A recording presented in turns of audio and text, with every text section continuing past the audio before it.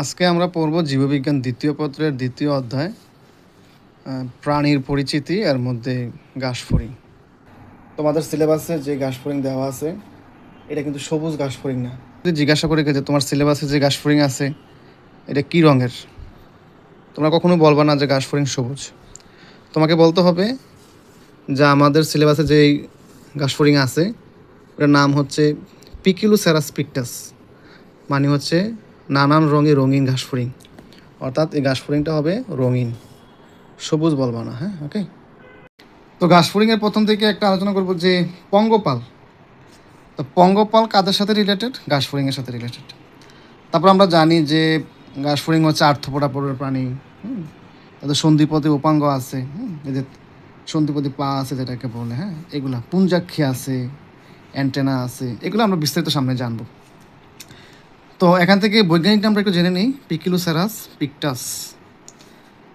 এখানে কয়েকটা খুব ইম্পর্ট্যান্ট জিনিস এখান থেকে এমসিকিউ আসতে পারে, যে ঘাসফড়িংয়ের শ্বসনতন্ত্র নাম কি? ট্রাকিয়াল তন্ত্র বা স্পাইরাকল। যা ঘাসফড়িংয়ের প্রায় 10 জোড়া স্পাইরাকল বা শ্বাসতন্ত্র আছে। তারপর হচ্ছে ঘাসফড়িংয়ের রক্ত সংবহনটা হচ্ছে মুক্ত প্রকৃতির। আর রেচন প্রক্রিয়ার নাম হচ্ছে মালপিজিয়ান নালিকা। রেচন নালীর নাম হচ্ছে মালপিজিয়ান নালিকা। তারপরে এটা হচ্ছে ঘাসফড়িং হচ্ছে তৃণভোজী বা শাকাশী, যে সে মানে শর্করা জাতীয় খাবার বেশি খায়, লতা পাতা ফলমূল এগুলো বেশি খায়। মুখ্য পাঙ্গ একটা মস্তকের অংশ। এই যে ভার্টেক্স, এই কথাটা আমরা মনে রাখবো, ভার্টেক্স। তারপর জেনা কথাটা মনে রাখবো, ফ্রন্স কথাটা মনে রাখবো। এগুলা থেকে প্রশ্ন আসে, ঠিক আছে? ওকে। তারপর এখানে একটু দেখো সামনের দিকে, যে ঘাসফড়িংয়ের সারা দেহে কাইটিনযুক্ত কিউটিকল থাকে, আর প্রত্যেকটা দেহখণ্ডকে বলা হয় স্ক্লেরাইট। আমরা জানি ঘাসফড়িংয়ের মুখপাঙ্গ হচ্ছে ল্যাব্রাম, লেবিয়াম, হাইপোফেরিংস, ম্যান্ডিবল, ম্যাক্সিলা। তবে ইম্পর্টেন্ট হচ্ছে এই যে ম্যাক্সিলার মধ্যে কি আছে? লেসিনিয়া। এটা খুব বেশি ইম্পর্টেন্ট, এটা পরীক্ষা বেশি আসে। একটু ক্লোজ করো। তারপরে হচ্ছে ম্যাক্সিলারি পাল্প আছে। এই পাল্পের কাজ হচ্ছে খাবারের গুণগত মান চেক করা। তারপরে লেবিয়ামের মধ্যে পাল্প আছে, ঠিক আছে? তারপর ম্যাক্সিলার মধ্যে এই যারা আছে কার্ডো। এই ঘাসফড়িংয়ের এই যে ক্রপের কাজ হচ্ছে খাবারকে সাময়িক জমা রাখা, আর গিজার্ডের কাজ হচ্ছে খাবারকে চূর্ণ করা, ভাঙা। তারপর হচ্ছে হ্যাপাটিক সিকা এখানে 1 2 3 4 5 6, আর ওই দিক দিয়েও আছে 6টা, মোট 12টা। এটা ম্যাজেন্টেরন মাঝখানে যেটা আছে, মানে মালপিজিয়ান নালিকা বা ম্যালপিজিয়ান নালিকা, রেচন অঙ্গ বা রেচন নালিকা। তারপরে কোণের মতো যেটা, এর নাম হচ্ছে কোলন, মলাশয়, বায়ুছিদ্র। স্ত্রী ঘাসফড়িংয়ের একটা বৈশিষ্ট্য উপোজিটর। স্ত্রী ঘাসফড়িংয়ের একটা বৈশিষ্ট্য হচ্ছে উপোজিটর থাকে। আর দেখতে পাচ্ছ এই যে সূক্ষ্ম ছিদ্রটা, এই যে একটা ছিদ্র, হ্যাঁ, এই যে এখানে একটা ছিদ্র, এই যে অনেকগুলো ছিদ্র আছে না, এগুলোকে বলা হয় স্পাইরাকল বা শ্বাসরন্ধ্র। তো শ্বাসরন্ধ্র কয়টা থাকে? 10 জোড়া। 10 জোড়া মানে 20টা। তবে এখানে কথা আছে, বক্ষের মধ্যে থাকে 2 জোড়া, আর উদরের মধ্যে থাকে 8 জোড়া। প্রথম 4 জোড়া দিয়ে সে অক্সিজেন গ্রহণ করে, আর লাস্টে 6 জোড়া দিয়ে সে কার্বন ডাইঅক্সাইড ত্যাগ করে। মুক্ত রক্ত সংবহন তন্ত্র। ঘাসফড়িংয়ের হচ্ছে মুক্ত, আর মানুষেরটা হচ্ছে বদ্ধ, এটা মনে রাখবো। আর ঘাসফড়িংয়ের রক্তের নাম হচ্ছে হিমোলিম্ফ, মানে রক্ত এবং লসিকা একসাথে মিশ্রিত থাকে, কারণ একে বলা হয় হিমোলিম্ফ। তারপরে ঘাসফড়িংয়ের 3 ধরনের সাইনাস থাকে, একটা হচ্ছে পেরিকার্ডিয়াল, পেরিভিসেরাল এবং পেরিনিউরাল। আর ঘাসফড়িংয়ের হৃৎপিণ্ড এসে 7 প্রকোষ্ঠ বিশিষ্ট। 1 2 3 4 5 6 7, 7টা প্রকোষ্ঠ বিশিষ্ট। আর প্রতিটা 2টা প্রকোষ্ঠের মাঝে থাকে অ্যালারি পেশি। তাহলে অ্যালারি পেশি হয়েছে 6 জোড়া। অ্যালারি পেশি হয়েছে 6 জোড়া, এই পাশে। তার ঘাসফড়িংয়ের যে হৃৎপিণ্ডগুলো আছে এগুলো আসলে ওরকম সম্পূর্ণ হৃৎপিণ্ড না মানুষের মতন, এগুলো হচ্ছে এক ধরনের হৃদযন্ত্র আমরা বলি একে। তারপরে ঘাসফড়িংয়ের হিমোগ্লোবিন নাই, এটা আমরা জানি, শ্বাস সংযোগ নাই, এই কারণে তার আলাদা শ্বসনতন্ত্র আছে। তো ঘাসফড়িংয়ের এই রক্ত প্রবাহ সম্পূর্ণ করতে 30 থেকে 60 মিনিট লাগতে পারে। ওকে, তারপরে শ্বসনতন্ত্র, হ্যাঁ, ঘাসফড়িংয়ের শ্বসনতন্ত্র। তো আমরা আগে আলোচনা করছি শ্বাসতন্ত্র হচ্ছে স্পাইরাকল। তো স্পাইরাকল, তো স্পাইরাকলের মাধ্যমে সে যেভাবে মানে অক্সিজেনটা দেহের ভিতরে প্রবেশ করে আর কার্বন ডাইঅক্সাইডটা বের হয়ে যায়, এই তন্ত্রটার নাম হচ্ছে ট্রাকিয়াল তন্ত্র।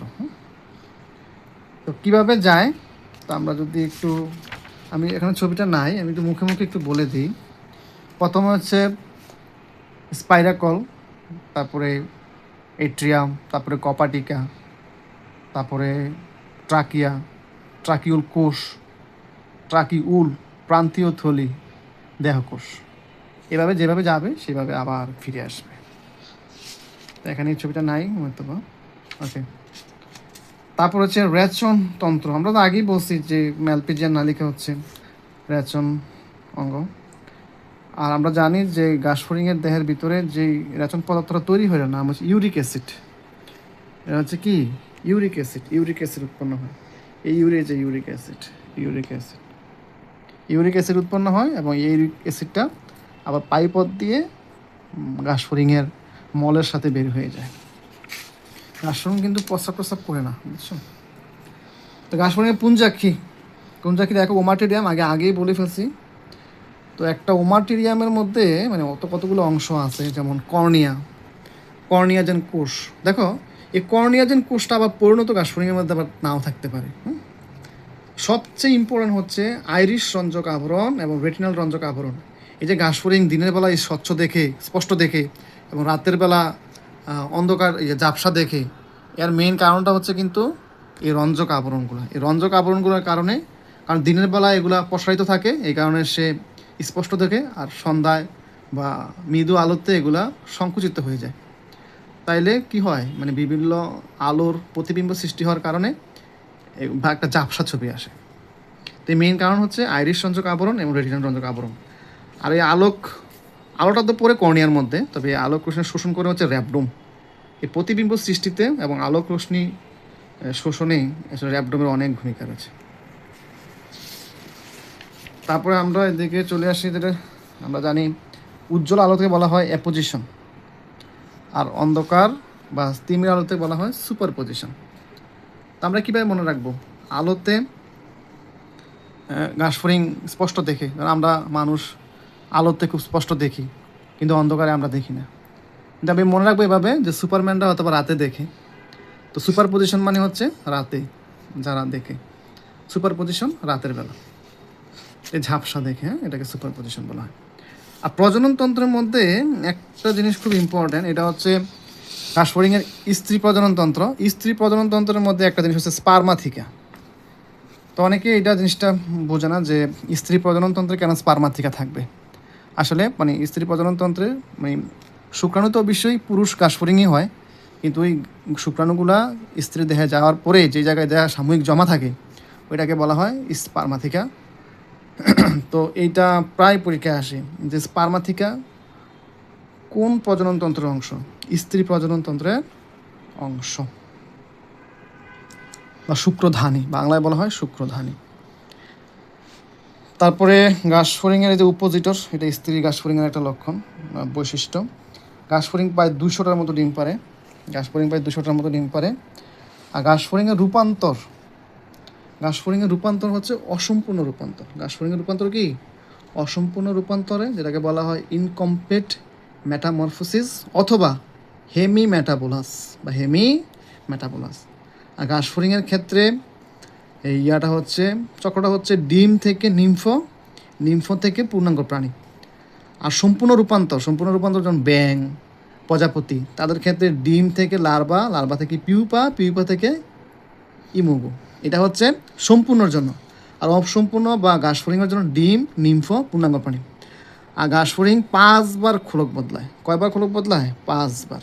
এটাকে বলা হয় মোল্টিং।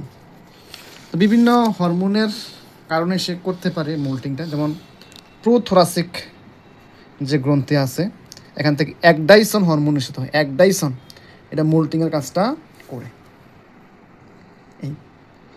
আর ইনস্টার কি মানে এটা ঘাসফড়িং খোলক বদলাইলো, তারপরে আবার বদলাইলো, মাঝখানের দশাটাকে মানে দুইটি মোল্টিংয়ের মধ্যবর্তী দশাকে বলা হয় ইনস্টার। এটা জ্ঞানমূলক প্রশ্নে বেশি আসে। তো এখান থেকে ঘাসফড়িংয়ের এগুলোই আমরা একটু পড়বো। এখানে আছে একটা জুবেলাইন হরমোন, যেটা হচ্ছে মানে নিম্ফ দশাটাকে নিয়ন্ত্রণ করে। তো সবাই ভালো করে পড়বে, এখান থেকে পড়লে তারপরেও টেস্ট পেপার সাপ্লিমেন্ট আছে, ওগুলো ভালো করে পড়লে হয়ে যাবে ইনশাল্লাহ।